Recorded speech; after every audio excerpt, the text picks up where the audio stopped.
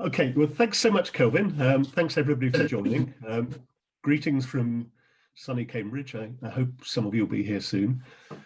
So I want to talk about some ideas I've been thinking about for a while for a solution to the quantum measurement or quantum reality problem, and the connections, the connections they make to conscious experience.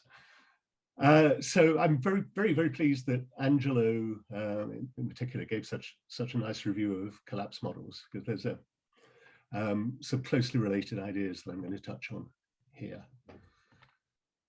Okay, so first, just to get some objections out of the way, at least,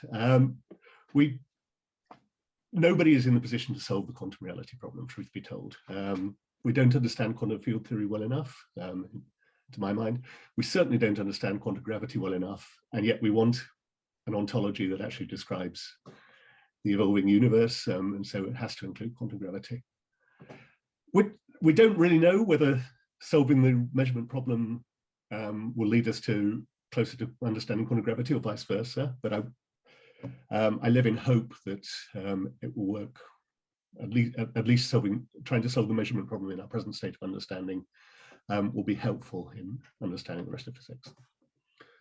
So the ideas I'm going to talk about come from various papers, but they have a common theme.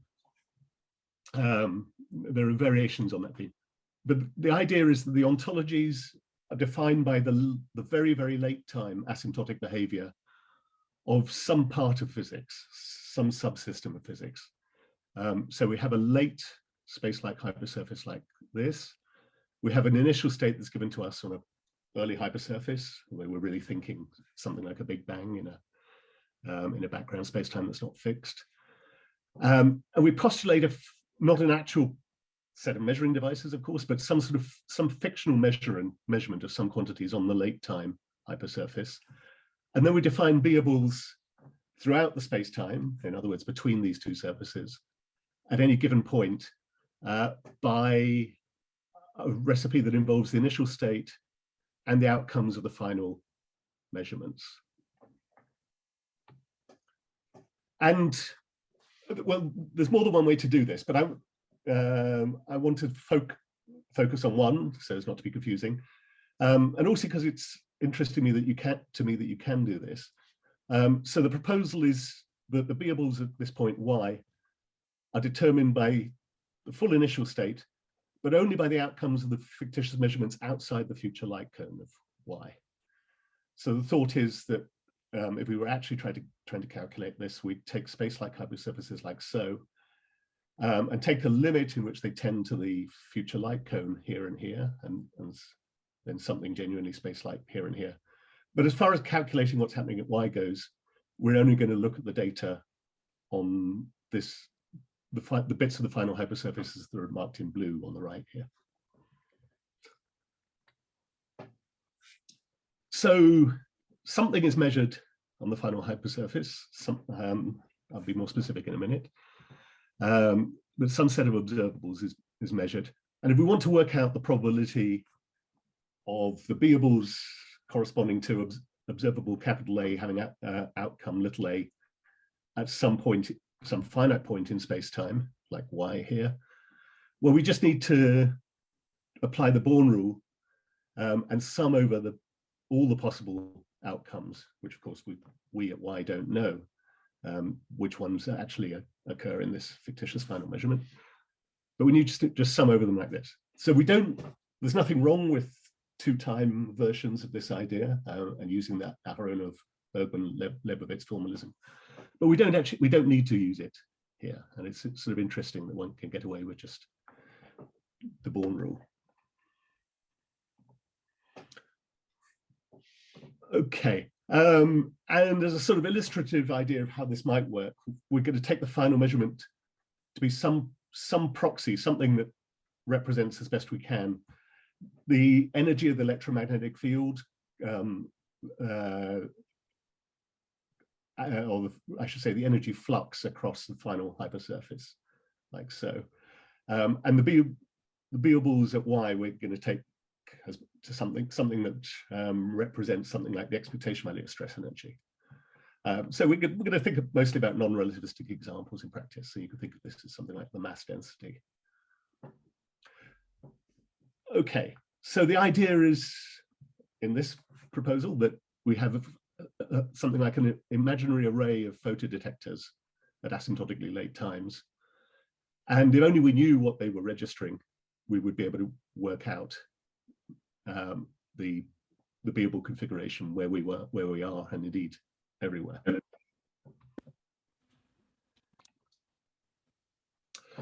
So we need an asymptotic hypothesis for this to work. We need that the probability distribution of Beable configurations has to converge to some limit as that hypersurface goes off to future infinity, like so. Is that a reasonable thing? Well, it's at least consistent with cosmological ideas that are in play. There are certainly standard cosmological models in which interactions become sparse. I don't know that one. I'm sorry. Alexa is objecting to me.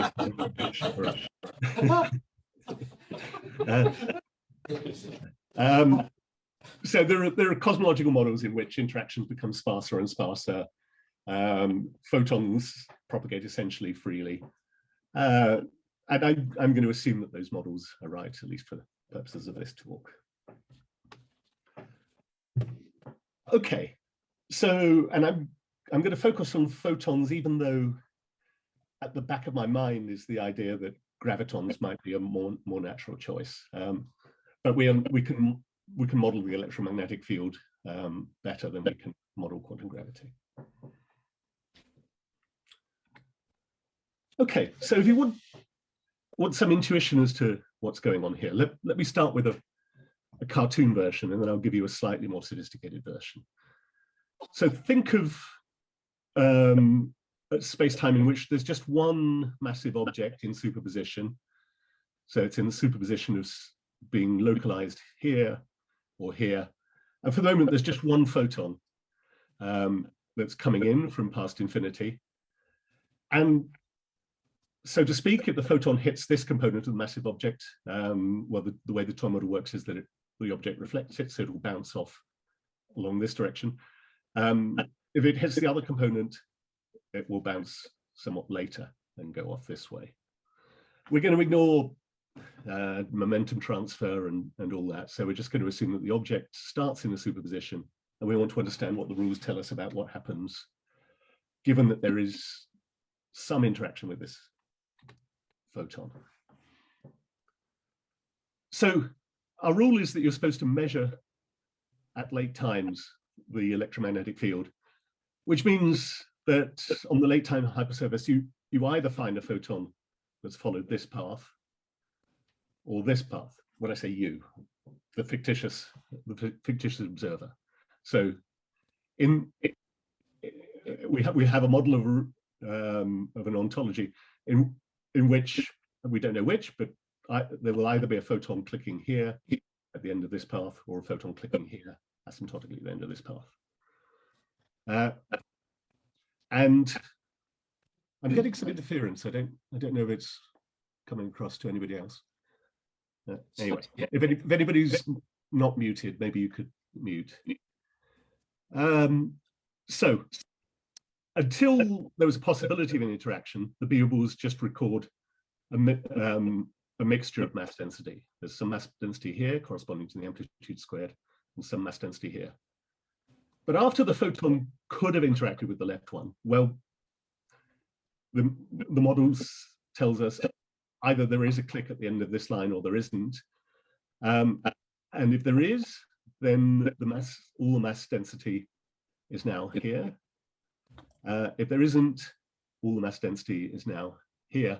And so the Beables transition from having some mass here and some mass here to either having it all here or having it all here. I can give you a little diagram that illustrates that maybe a little bit better here.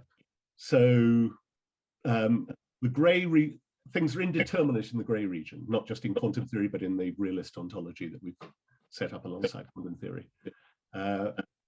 We have mass both here and here distributed, but after after this point, things become determinate. So either it's all here or it's all here.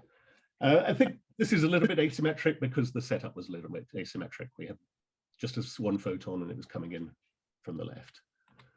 If you want a symmetrized version, well, we could have two photons coming in from the left and from the right. And now the region of indeterminacy is this gray region at the bottom here.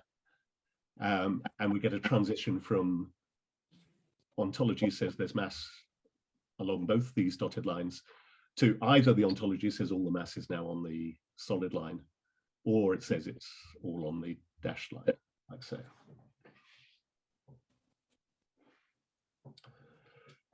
Okay, well, if you want to explore this a little bit more, you need a model that's at least a little bit more realistic. And then we get into the difficult question of how exactly to model photons in quantum theory. And for these illustrations, I'm going to use the single photon and multi-photon wave function formalism that John Sipe and various others have developed, even though it clearly isn't ultimately the right way to understand relativistic QED. It's still helpful in giving us models of photon measurement. So I'm going to assume that there's a late time photon position measurement, and that we can use the photon wave function to give us a position space Born rule for the location in which the photon is found. So now we have a picture like this. We still have the initial state of everything defined on some initial hypersurface. We're interested in working out the variables at some point x. At the final time hypersurface, we've got a fictitious array of photodetectors, which will click at various points. They will measure the position of photons at various points. So let's put them here in red. And as a combination of the initial state and those clicks that are outside the future light cone of x. So this and this and this and this, but not these, is what we use in order to calculate what the ontology says the variables are at the point x. How does that work in a simple model? Well, here's a very simple model. Suppose we've got all of matter. The only thing that's material in space is an excited atom that's introduced into space-time at let's say the origin. And it starts out in a level 2 excitation, and it's going to decay emitting 2 photons, level 2 to level 1, and then level 1 to level to the ground state, level 0. In following the usual rules. So it emits a photon. The photon has a characteristic frequency, and there's a characteristic emission rate for the first one. And then again for the second one, different frequency, different emission rates. So we can then ask what's the probability at asymptotically late times of detecting the first photon at any given point, or along any given ray, in other words. And what's the probability of detecting the second one, and indeed what are the joint probabilities of detecting 1 and 2? And I think, yeah, it's easiest to see that on this slide. We get an answer like this, that the first detection probability is for a position that corresponds to having been emitted at time t1 is given by this 1 minus e to the minus gamma t1, as you might expect. And then the second one corresponding to emission that's at time t1 plus t2. It's given by a similar formula, but with the 2's replaced by the 1's. And so what our ontology is telling us is, although it's unknowable ab initio, there are definite times at which the atom transitions from doubly excited state down to singly excited state. And the probability of that being at time t1 is given by this first probability. And then from singly excited state down to ground state, and the probabilities given by this. So that's sort of at least aligned with intuitions. If you're going to construct a realist ontology about atomic decay, I think it probably would look something like that. You can discuss other simple examples. So maybe I'll skip the details of this one to save a bit of time. But you can imagine, for instance, an object that's an absorber and an atom in an excited state that's introduced either, well, but the object is in a superposition. So the atom is introduced here, and that's inside the object if the object's in the left part of the superposition, but it's not inside it if it's in the right part. And so we will see the photon emitted at infinity only if it's introduced, only if the object's in the right part, because if it's in the left part, it will absorb the photon. It will never get there. And again, one gets a transition from, in the ontology, from indefiniteness, there's mass density in both places, to definiteness one way or the other, within a few multiples of the decay time. So I don't want to, I want to stress the position space Born rule for photon wave functions isn't the right way to think about QED in the end. This is a sort of placeholder for what we don't have, which is a fully satisfactory relativistic model of measurement in QED. But it does at least give physically sensible, intuitively natural answers in these simple models. So that's satisfying as far as it goes. But then I want to ask, what can we test about this ontology? So it's not designed to make different predictions from quantum mechanics. It's not making new dynamical predictions. It's, in that sense, more like de Broglie theory, although it's at least aspirationally more relativistic than de Broglie, in that it's adding realist structure along with the standard quantum evolution, wave function evolution. But I think there is still something important that we can and should ask about this, which is the extent to which it's consistent with our experience of conscious perception. So as Angelo discussed at least a little yesterday, we know that humans can detect very weak pulses, a few photons, maybe even a single photon, directly from the impact in the retina. We know, of course, that we can do quantum experiments in which the only thing that seems to superposition, the only indeterminate thing, is the trajectory of a photon. We could just take a source of weak light and put it through a beam splitter like so that we will either see a flash one location or another location. And our impressions of conscious experience are that within 50 to 100 milliseconds or so, we have the impression of a definite outcome. So for the ontology in this model to be aligned with that, to be aligned with our impressions of conscious experience, it would have to be the case that a photon, or in the gravity versions, the graviton, record of our perception must be created and stay outside the future light cone, because nothing inside the future light cone is relevant to the ontology at this point, within 100 milliseconds or so.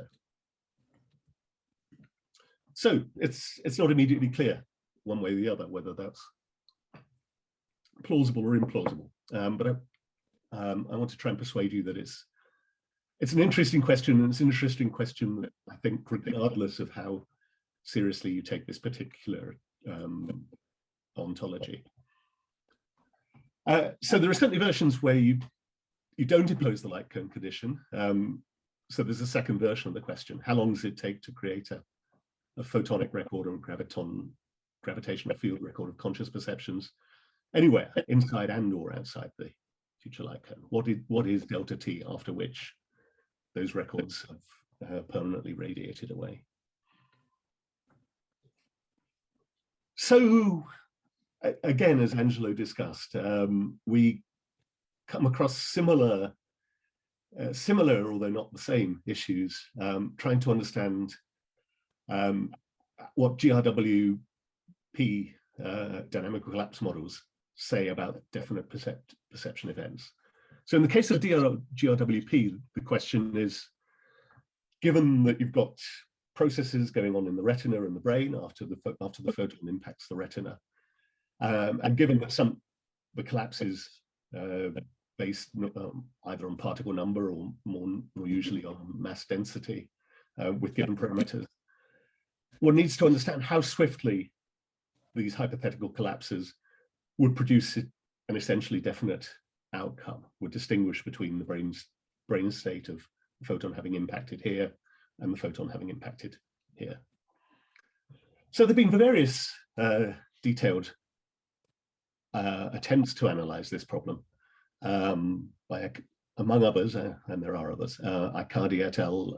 And Angelo and collaborators' work, and a further attempt to sort of refine those and raise questions about them of my own, which will appear in Shangao's volume, hopefully this year. I think it's fair to say there isn't a complete consensus on this question, and there's a good reason why there isn't complete consensus, which is it's a really complicated problem. So let me list some of the issues. You have to, if you want to try and understand what's happening, say with mass distributions in the brain, you have to take on board the fact that something like a signal does something like release a bunch of protein molecules, but they're not being released into the vacuum, these red things. They may be the relevant thing for the signal processing, but they're being released inside a cell, which is partly fluid and partly other protein molecules. And to the extent that they move along, they also displace other things. So you need to understand what those other things are and what the relative densities are. And that's quite a detailed and complicated question. They're sort of diffusing through the cytoplasm and they're displacing other proteins as they go. And if you want to understand decoherence, which I guess you need to do both in the sort of models I'm talking about today and in collapse models, you also have to take on board the fact that you get cumulative decoherence effects. The photons come in, proteins are released, but the proteins hit other proteins, more photons are released, lots of stuff bumps into other stuff. It's very hard to get a handle on exactly how much displacement is going on overall. And then there's another confounding issue, which is the possibility, which seems hard to exclude, that however hard you try not to respond physically to a sensation, you nonetheless do. So it's possible that you need to take into account physiological responses to seeing a photon in analyzing these experiments.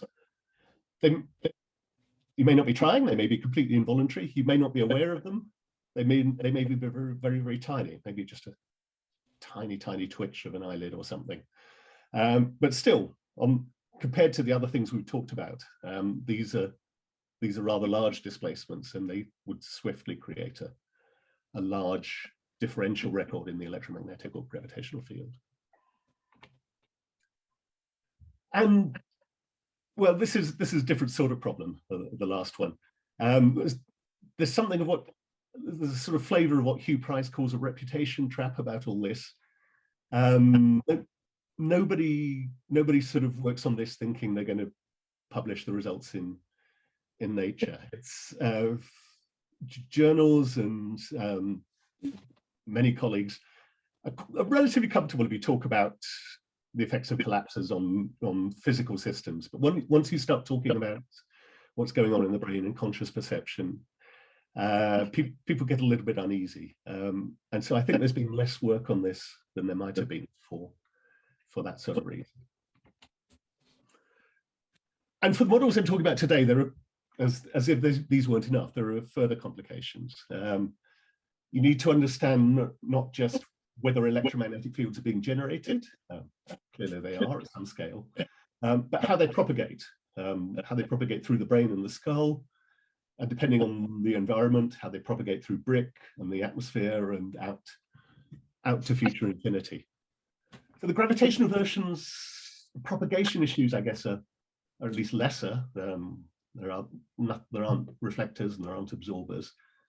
On the other hand, the gravitational effects of brain events are very weak, and any estimates are hugely dependent on what model of gravitational decoherence you want to use.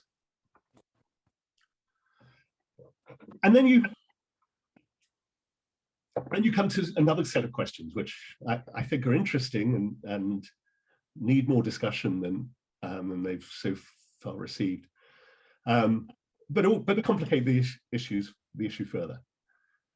So one can argue, and there's a strong intuition, if you have a realist theory that tells you what's happening in space and time, so it gives you a definite ontology, that ontology ought to be reflecting human perception times. If you think you've seen a definite answer within 50 milliseconds, the ontology ought to say, indeed, something definite happened in your brain, if not before, within that time. Not that it happened years later and you can reconstruct it with some sort of false memory from at a later time. So this is of course debatable. There are weaker options, but at least it seems a natural condition, and it's a valuable constraint, I would say, on both the models I'm talking about today and on dynamical collapse models. If you don't impose it, it's not really clear what bounds, what lower bounds at least, you can naturally impose or justify. So I think it's reasonable to demand that the ontology reflects human perception times in normal circumstances. It's more questionable whether it has to do it in every conceivable circumstance. And here I think you get to tie in with similar questions and similar discussions that arise around IIT and other theories that may not necessarily have anything to do with quantum theory and the measurement problem, but are trying to characterize consciousness. So we might well reasonably require that a good theory characterizes human consciousness in a typical evolutionary environment. But there are sort of edge cases, and we suppose we have a theory that works wonderfully well in typical environments, but gives unusual predictions, doesn't satisfy this constraint in unusual circumstances. I would argue, I think, that we still might accept it if the theory was sufficiently parsimonious and sufficiently impressive in the large majority of cases where it gives the answers we expect. But again, this is open for debate, and you could list different circumstances, and I'd be interested in people's intuitions about each of them. For locked-in syndrome patients, suppose the physiological responses turn out to be crucial for making the theory fit with reality. Patients who have absolutely no ability to control their muscles, let's assume, may not be able to produce those physiological responses. Could we accept an ontology that doesn't reflect standard human perception times for those patients, even if they later report their observations as being similar to ours? And what about, well, this man has perhaps more than one problem, but the one I want to focus on is not so much the beast behind him, but the fact that he's in a deep mine, and the photonic record of what's gone on in his brain is going to struggle, at least, to get to future infinity through all the rock here. So suppose at the end of the complex calculations we conclude that the ontology reflects human perception times when we're outside or maybe in buildings, but not in deep mines. Do we reject the ontology, or are we happy to accept it with that caveat? And a similar question you can ask for near perfect reflectors. We certainly didn't evolve surrounded by mirrors or environments where that was likely to happen. If the ontology says that when that happens, your your consciousness is not what it normally is, do you reject it? Do you accept it? And of course, and there's going to be much more discussion of this later in the meeting, I think. The sort of extreme end of this, what about humans in interference experiments? If we have the technology advanced enough to be able to construct a superposition state like this, do we worry if an ontology says that in that situation there is in fact no definite fact of the matter about person state, or do we celebrate that? And is that exactly what we want the ontology to say? Again, I want to underline the point that it seems to me these are questions that arise quite generally in trying to understand the relationship between physics and consciousness. One can ask similar questions for IIT-like theories, for example. Okay, well, these complications, these calculations are complicated, and my progress has been slow. So all I can give at the moment is a sort of impressionistic summary based on back of the envelope estimates. I will try and do better in a forthcoming archive article. But what actually is the answer about whether an electromagnetic record propagates outside the future light cone within 100 milliseconds from a human brain processing events on Earth's surface? I don't know, but at the moment it seems to be that that's quite plausible. And if you throw in the physiological responses, it seems very plausible. Once you get into deep minds, I'm not sure. And if you ask the analogous questions about gravity, everything is very, very model dependent. It seems the answers seem to be conceivably yes, if you take perhaps particularly generous, certainly questionable models, but very unclear. I think it's plausible if you throw in the physiological responses. It's not inconceivable if you don't, but rather less plausible. Okay, so let me try and sum up. I think there are attractions to this idea of constructing an ontology from late time electromagnetic fields or late time gravitational fields using, for example, using only space-like data.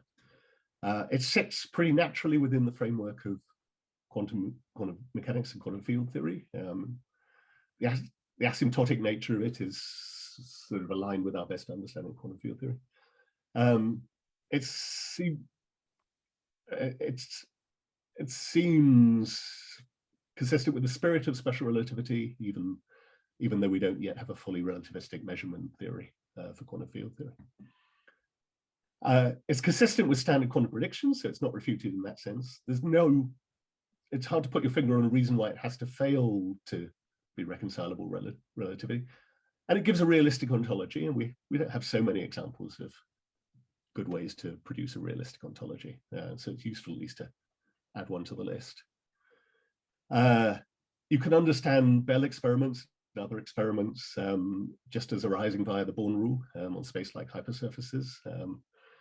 So it gives at least a different way of thinking about the correlations.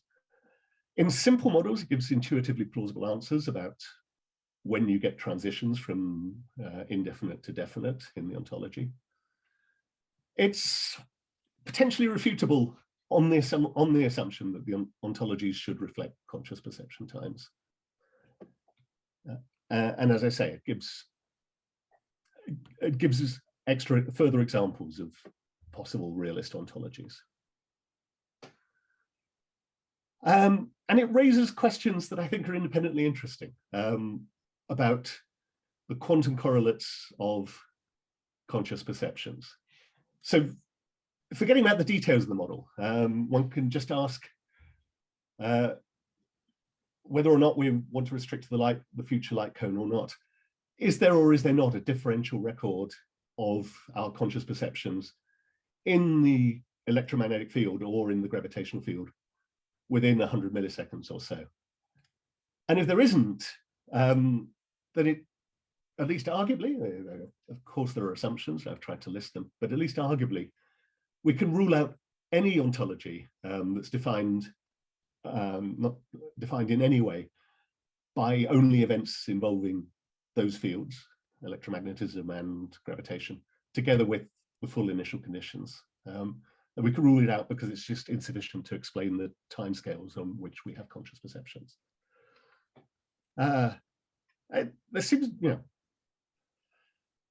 it seems to be, as I wouldn't say it's the most fundamental fact, but a reasonably fundamental fact about the relationship between consciousness and physics is when, where, how quickly do we get records of conscious perceptions in different parts of the physical fields we understand. So I would like to understand the answers to those questions. Lots of issues, lots of problems. We need a relativistic theory of measurement. It's both attractive but hard to be definitive about gravitational versions, at least in the current state of our understanding. And you could also think about hybrid classical gravity quantum matter versions of this hypothesis, in which the record is in a classical gravitational field that's somehow stochastically coupled to quantum matter. But the same problem, we have the same problem there, that these theories are probably not well enough developed to really give definitive answers one way or the other.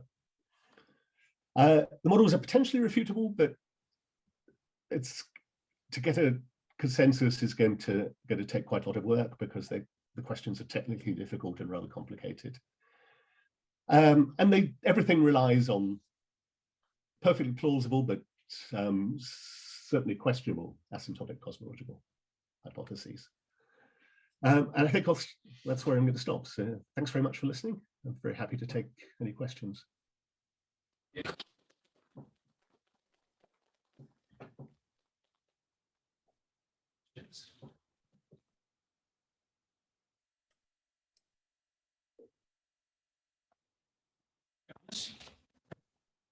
And again, if people just say their names just for the Zoom audience. Yeah, thank you very much. That was a very nice talk, Adrian. Much to process, at least for me.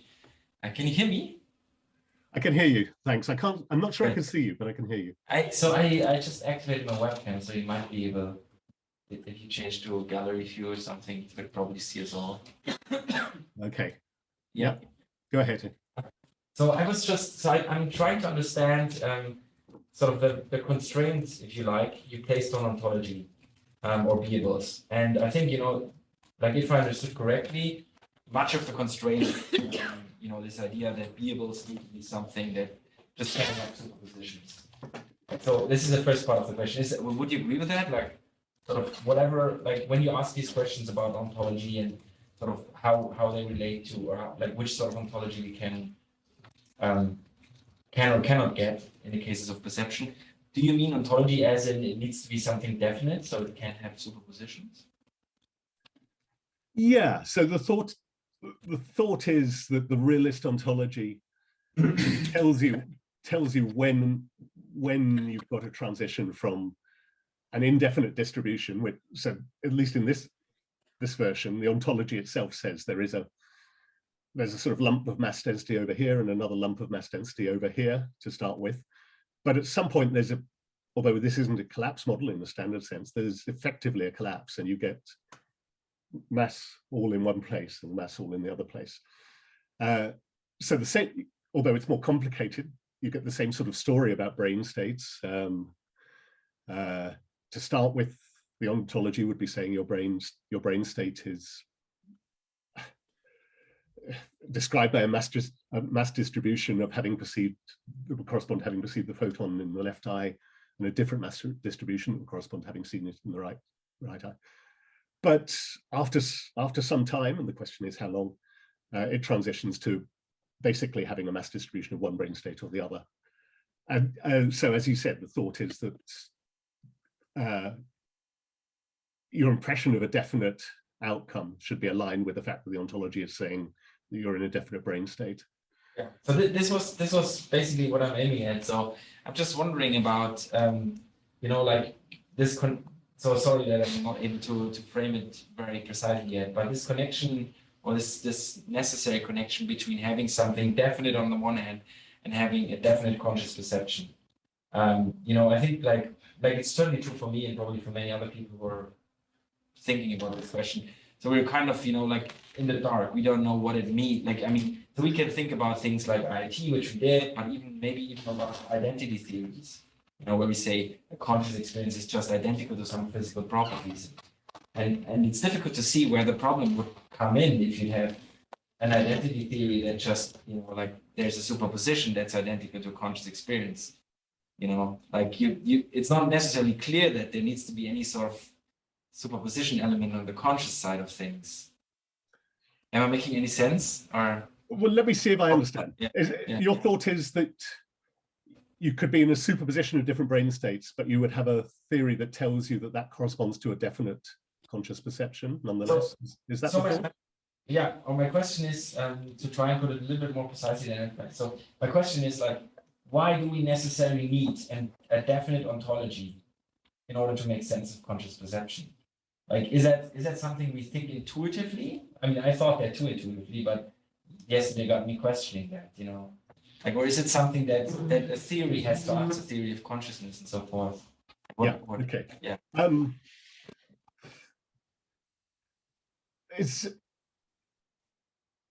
So let's see. I mean, it's probably helpful to discuss the case of Everett. Everettians would say that they do have a definite ontology. It's just not a one-world ontology. And they would, if you sort of press them, I guess they would say they have a theory of how consciousness inheres in their ontology, which is that you get effectively independent consciousnesses for each branch. But still, whether you believe their story or not, they have a definite ontology and they have a definite theory about how consciousness inheres in it.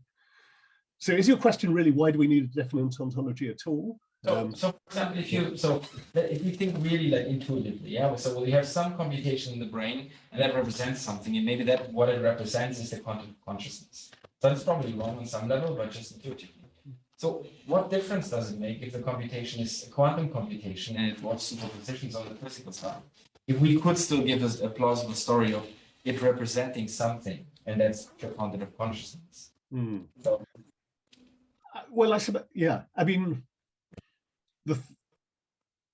it's certainly possible that there could be some map from quantum states to conscious states that is neither a many worlds map like the Everettian one, nor that goes via the sort of realist ontology that I've described or that you get in collapse models in de Broglie. It's logically possible. It's a little hard. I find it a little hard to sort of find it intuitive because it seems to be saying that there's a sort of an effective collapse at the level of consciousness, but not before. That somehow it's like a sort of many minds version of Everett, perhaps, or a one mind version in which all the other branches are zombies, but one branch is genuinely conscious. Those seem like bad ideas, but I can't think of a better way of making sense of the idea at the moment. Which isn't to say there isn't one out there, but I'd be intrigued if you think you could sort of gesture towards how you could do it better. No. I was just trying to understand, like, but maybe just to conclude this, sorry for it, but so in your line of thinking, it's really important that sort of wherever consciousness kicks in, we need a definite state of some sort, a beable in a specific state, no superposition. That is an assumption. It's not a dogma, but it is an assumption. Yeah, I mean, I would always phrase it the other way around. I start from the perspective that we need a realist ontology for quantum physics, and then it seems natural that if there's a law-like connection between consciousness and physics, it goes via the ontology. That's a strong intuition, but it's, as I say, it's not a dogma. But yes, that's how I think about it. Yeah, just to follow up on okay, I wanted to turn on my camera, not my microphone, sorry. Yeah, just to follow up on Johannes's point, yeah, from the point of view of thinking about consciousness and perception, I'd say, yeah, logically what you'd want is, you want a definite ontology for consciousness, because it seems we're always in definite conscious states, but whether anything prior to consciousness is in a definite state seems up for grabs, right? I mean, okay, well, you could require that, that there be various physical correlates that are in definite states, but that just seems to be making a commitment, particular commitment about the connection between brain and consciousness that at least seems logically negotiable. We can also have a theory where definite states of consciousness are correlated with indefinite physical states which we normally regard as being in superpositions. From the point of view of a theory of consciousness, that seems totally an open possibility. Now, I think maybe you have separate reasons for wanting definite physical states tied to the physics, but I guess that seems a constraint which, at least from the point of view of a theory of consciousness, is negotiable.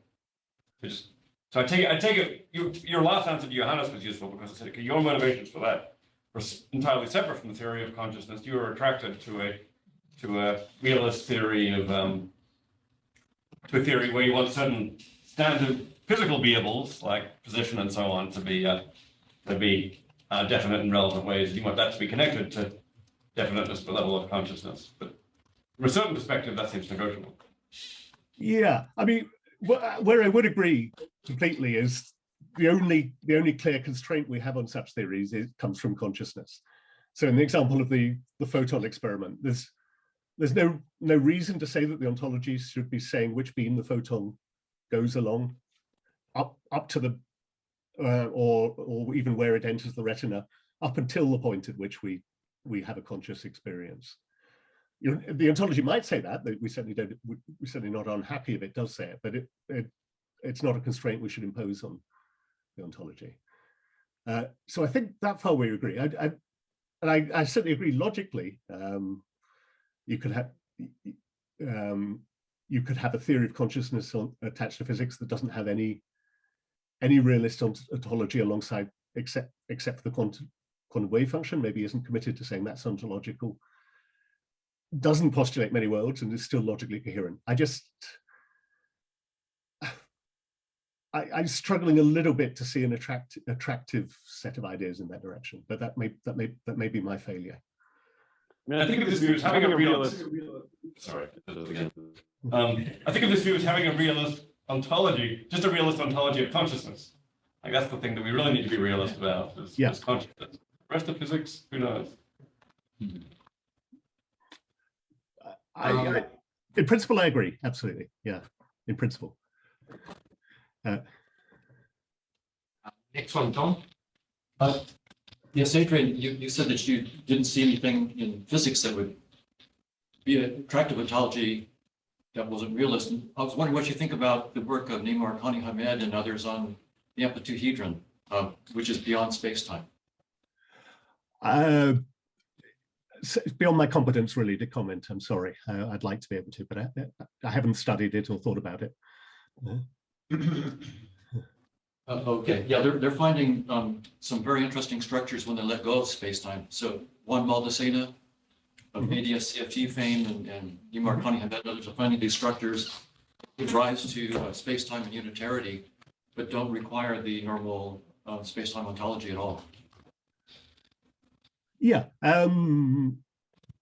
So that's intriguing, of course, and there are other ideas in which space-time is not fundamental. If you take a realist view, you've somehow got to explain at least the appearance of a pretty much definite space-time, at least at this stage in the universe. From there, so I don't think you're completely off the hook in one bound. But any ideas that sort of talk about something more fundamental than space-time maybe give you more options for constructing an ontology than the ones I've looked at here. Sure, I'm sure they do. Adrian, I have a really quick question before we finish up.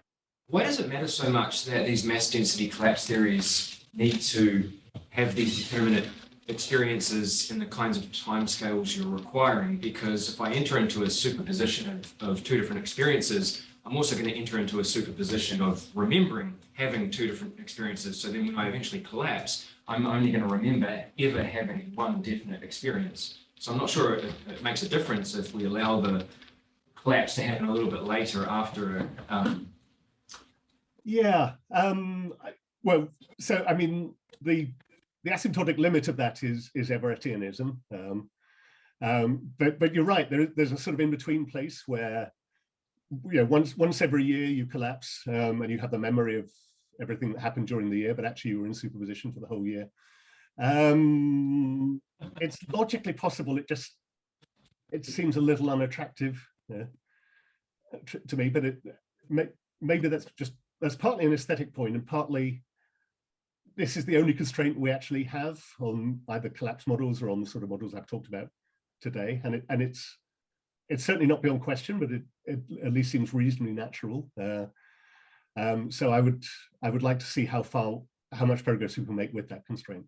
But I take the logical point, absolutely. You can motivate things that are neither Everettian nor collapse indefinite perception times scales. Just real quick, Adrian, hey, it's Jeff Tolleson. Just on this last really good point by Kellen, wonderful talk, by the way, I loved it. Let's see, if you did really have a superposition of memories, then in some sense, if you want to take an Everettian perspective, aren't you not supposed to allow interactions between worlds? And so if you have a memory of both worlds, you are actually having interaction in your brain between the so-called worlds, if you follow my drift. If you only do one I thought the spirit of Kelvin's question was that you're in a superposition state in which so to speak, the different bits of you are not interacting with each other. So your memory would in the end, after a year, only be of one world, not of many. Is that right?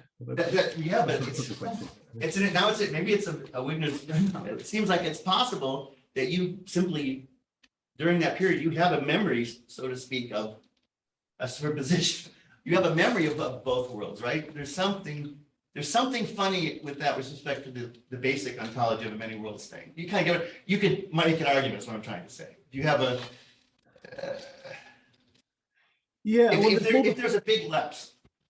There's more than one possibility. I mean, one possibility is that you're as long as you're superposed, you're in a zombie state. But once you collapse, you have a definite memory state. And another possibility is that you're in a superposition of lots of different conscious states, but it collapses in the end to just one of them.